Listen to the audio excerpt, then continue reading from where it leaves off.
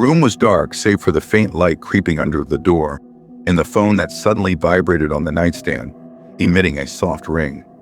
The name Leo glowed on the screen. I picked up the phone. Leo's voice was tense as if he were running. "Al, George, are you home?" "Yes, what's wrong?" "I have to come over now. It's important. Something. I can't talk about it on the phone." Before I could respond, he hung up. Leo, my friend since childhood. We were like brothers, sharing everything. All our secrets, all our dreams, all our fears. But in the last 6 months, he had changed. He became nervous, distracted, as if carrying a burden he couldn't tell me about. There were moments I'd catch strange looks in his eyes, looks of hidden terror or heavy guilt. I tried to ignore it, clinging to our friendship, which was starting to fray. 10 minutes later, I heard a rapid knock on the door. I opened it to find Leo standing there, his face pale, his breath quick. I felt a coldness emanating from him. "Come in, what's going on?" He hurried in and closed the door behind him, then turned the lock. His behavior was odd. "I have to tell you something, George. Something. I can't believe I've been hiding it from you all this time." "Hiding what? Sit down, talk." He didn't sit. He started pacing the room back and forth, his hands trembling. "Do you remember that day, 6 months ago, when I disappeared for 3 days? I told you I went on a trip with my family?" "Yes, I remember." "What about it?" "I was lying. I didn't go on any trip." I froze. Leo wasn't a liar. At least, he didn't used to be. "Where were you then?" He stopped pacing and looked directly at me. In his eyes, I saw something I'd never seen before. Real, deep-seated fear. "I was in the hospital. After the accident. The car accident. There was no car accident. Leo had been driving normally that day, like every other day." "What accident?" "On the highway. I was driving home at night, and the road was dark. I thought I saw something, or someone, in the middle of the road. I tried to avoid it, but the tires burst and I lost control of the car." He never told me about any accident. In fact, that week we talked every day, and he acted completely normal. "Why didn't you tell me?" Because things weren't normal, George. After the accident, I woke up in the hospital, and the doctors said I was lucky to be alive. But something else happened. He moved closer to me, his voice dropping to a whisper. "I started seeing things. Things others don't see." "What do you mean?" "I see shadows moving in the corner of my eye. I hear whispers at night when I'm alone. And sometimes I see my face in the mirror, but it's not me. Not quite." I felt cold sweat on my forehead. Leo was talking about fantastical things. Things from horror movies. "Maybe it's just post-traumatic stress, Leo. Did you see a psychiatrist?" "I did. I saw several. They all said I had post-traumatic stress disorder and gave me medication. But the things didn't stop. They got worse." He pulled his phone from his pocket and started searching for something with trembling hands. At first, I thought I was going crazy. But then I started noticing a pattern. These things are trying to tell me something. Or maybe warn me. "Warn you about what?" "I don't know exactly. But a week ago, I found this." He handed me his phone. On the screen was a picture of an old piece of paper with faint, unclear writing. "The truth lies where the shadow sleeps."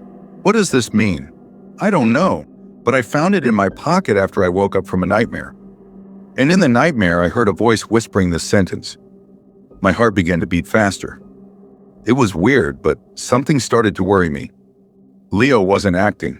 He was genuinely scared. Then last night, something happened that made me decide to talk to you. "What happened?" "I was at home, alone, watching TV. Suddenly, the power went out. And when the light came back, I saw him." "Saw who?" "I saw myself, standing in the corner, smiling at me. But it wasn't me. It looked like me, but its eyes were completely black, and its mouth was open unnaturally. Then it said, 'It's time you knew the truth.'" I shouted, "Enough, Leo. This is all not real. You're sick and you need help." He shook his head sadly. "I knew you wouldn't believe me. That's why I brought this." He went to the small bag he was carrying, and pulled out an old leather-covered notebook. It looked like a diary. After the accident, when I got back home, I found this notebook in my room. It wasn't mine. I don't know who put it there. He opened the notebook and handed it to me. The pages were filled with messy handwriting, along with some strange pictures and drawings. On the first page it was written, "For the eyes that see what others do not." What is this? Read. Read from the page I marked. I flipped through the pages until I found one with a mark. It was dated exactly the date from 6 months ago, the date of Leo's accident. It read, "Today, I decided to go. I must know the truth. If you are reading this, perhaps the time has come. They know. They are watching. Trust no one, not even yourself." A shiver ran down my spine. It felt all too real. Who wrote this, Leo? I don't know, but there's more. Read the next page. I turned the page. It was filled with drawings of distorted faces, black eyes, and horrifyingly open mouths. In the corner, a sentence was written. They are among us. They wear our faces. They steal our memories. And they lurk in the shadows. Then at the bottom of the page, there was a drawing of two people. It was me and Leo. I exclaimed, "What is this? Who did this?" "I don't know, but look at the last page." I quickly flipped to the last page. It contained only one sentence, written in large red letters. "George, it wasn't you who survived the accident." I stopped breathing for a moment. I looked at Leo, then at the notebook, then back at Leo. "What do you mean? I wasn't in any accident." Leo shook his head, tears filling his eyes. "But I remember, George. I remember that day clearly. We were together in the car, you and I. We were coming back from the party that night. The rain was heavy, the road was slippery, and I tried to avoid a truck, but the car flipped. This wasn't true. We didn't go to any party that day. I was at home studying for my exams." "You're lying or you're delusional. We weren't together that day." "But we were." You didn't survive, George. You died in that accident." I felt as if the ground had opened beneath my feet. This was impossible. This was madness. "Stop. This makes no sense. I'm here talking to you. How could I be dead? I don't know how, but I remember the funeral. I remember your parents crying. I remember your coffin. Then, after a week, I saw you again. You were standing at my door, smiling at me, acting as if nothing had happened. At first, I thought I was dreaming, or that I was crazy. But you were real. You talked to me, touched me, lived your life normally, and no one talked about your death. It was as if it had been erased from everyone's memory, except mine. The world was spinning around me. I remembered that week. I was sick with the flu and didn't leave the house much. But I was alive. I had to be. Why didn't you say anything? Why did you wait all this time? Because I was scared. Scared that this was real and scared that it was just my hallucinations. But after those things started happening, after I found this notebook, I knew something was wrong, something dangerous. I looked at my hands. They looked real. I felt my heartbeat. I heard my breathing. How could I be dead? Leo, this isn't possible. Maybe you're the one suffering from trauma, imagining things. There's one way to make sure. What is it? The site of the accident, the old highway. If we go there, we might find evidence. Now? In the middle of the night? Yes, now, before it's too late. I looked into his eyes. They were filled with hope and fear. I knew this was crazy, but I also knew I had to go, either to prove him wrong or, no, he couldn't be right. Okay, let's go. We got into my car and drove toward the old highway. It was cold and the road was dark. Neither of us spoke during the drive. Each of us was lost in our thoughts. After about 30 minutes, we reached the place Leo described. It was a deserted road with danger warning signs. I pulled the car over to the side of the road. Here, this is where the accident happened. We got out of the car. The place was desolate. Dead trees, barbed wire, and a musty smell in the air. What do you want to do here? Look for evidence. Anything. Maybe there's something left from that night. We started searching in the dark, using our phone flashlights. The wind howled. and the leaves made sounds like whispers. After a few minutes, I heard Leo call me. "George, come here." I went to where he was standing, near a large tree. He was pointing at something on the ground. "Look." I looked where he was pointing. There was a small broken cross covered in dirt. On it, my name was written, George. A coldness pierced my bones. This was impossible. "What is this?" This is where we put the cross after the funeral. But I remember they removed it. Why is it still here? I started to tremble. This couldn't be real. This had to be all just a dream. Suddenly, we heard the sound of a tree branch snapping in the nearby forest. "What was that?" I whispered. "I don't know. Maybe an animal." We looked towards the source of the sound, but saw nothing but darkness. Then we heard the whispering. It was faint, as if carried on the wind. But I could make out the words, "George, Leo, the time has come." "Did you hear that?" Leo asked, his voice trembling. "Yes, what is it?" "Them, the ones I've been seeing."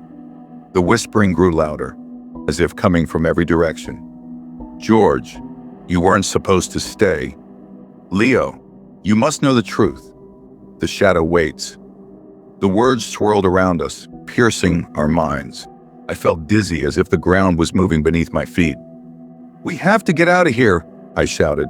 "No, we have to know the truth," Leo said, but his eyes reflected terror. Suddenly the whisper stopped. The place became eerily silent. Then from among the trees something emerged. It was human-like, but not human. It was tall, slender, and its skin was pale like the dead. Its eyes were completely black, without any white, and it moved unnaturally, as if gliding on the ground. "What is that?" I whispered, unable to move my body. "One of them," Leo said, his voice almost choking with fear. The creature stopped in front of us and looked at us with those black eyes. Then it opened its mouth, and a hoarse sound came out, like the grinding of stones. "George, the time has come for you to return." Who are you?" I asked, even though I knew I didn't want to know the answer. "We are the ones who dwell in the shadows. We are the ones who take what is ours." "What do you want from me?" "You are not supposed to remain. You stole time that isn't yours." I looked at Leo, who was shaking like a leaf in the wind. "What is he talking about?" I asked him. But Leo didn't answer. He was looking at the creature with wide eyes, as if recognizing it. You're the one I saw in my room," Leo whispered. The creature turned its black eyes towards Leo. "Yes, your time has come too, Leo. You have seen too much." "What is happening?" I cried out, emotions of fear and confusion overwhelming me. The creature looked at me again. "On the night of the accident, you died, George, but your soul refused to leave. It clung to this world, creating a body from your memory and the memories of those around you. You are a ghost, but you don't know it. This is impossible. I am here. I am alive." "Liar! I am alive. I feel, I breathe, I have a pulse." "That is what you want to believe. But look at your shadow." I looked at the ground beneath my feet. In the light of the phone's flashlight, my shadow was different. It was stretched unnaturally, distorted, as if it wasn't my shadow. "What is this? You do not belong here. Your existence disrupts the balance. And so we must correct the mistake." "And why did you wait all this time?" "Because we were waiting for the signal. And your friend, Leo, was the key." I looked at Leo, who was looking at the ground, tears streaming down his cheeks. "Leo, what does Leo have to do with this?" "On the night of the accident, Leo was the driver. He was responsible for your death." I couldn't believe what I was hearing.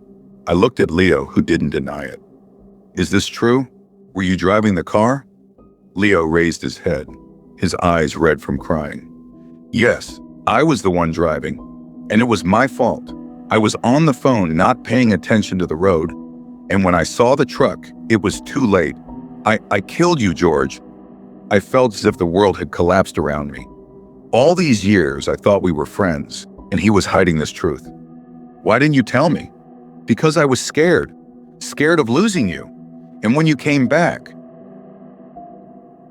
or when I thought you came back, I felt it was a second chance, a chance to correct my mistake. The creature laughed, a grating, horrifying sound. But the mistake was not corrected. It only got worse. George's existence as a ghost weakens the veil between the worlds. And this must end. What will you do? Leo asked. I will take George to where he belongs, and you will pay for your mistake. Suddenly, I felt a strange force pulling me. My body began to turn into mist, as if I were melting into the air. No, stop, I screamed. George, I'm sorry. I'm so sorry, Leo cried, trying to reach me, but an invisible barrier was stopping him. Leo, help me! I can't. I'm sorry. I felt a coldness piercing my very being. My memories began to evaporate, my emotions to disappear. I looked at my hands and saw them turning transparent. Goodbye, George, said the creature, its voice sounding as if it came from far away. This was the end. I had been dead all this time, and my friend had hidden the truth from me, and now I would disappear forever. I looked at Leo one last time. He was kneeling on the ground, crying and sobbing. Then everything went black. I woke up. I was in my bed. The sun was rising through the window. Everything was normal. I sat up in bed trying to remember what happened. Was it all just a dream? A strange dream? I heard the doorbell. I went down and opened the door. Leo was standing there, smiling. Did you sleep well? He asked. Yes, but I had a strange dream. Really? Me too, but don't worry, it's just a dream. I looked into Leo's eyes. They were normal. No fear, no guilt, as if nothing had happened. Do you want to go get breakfast? He asked. Yes, let's go. I went back to my room to get dressed. As I passed by the mirror, I stopped.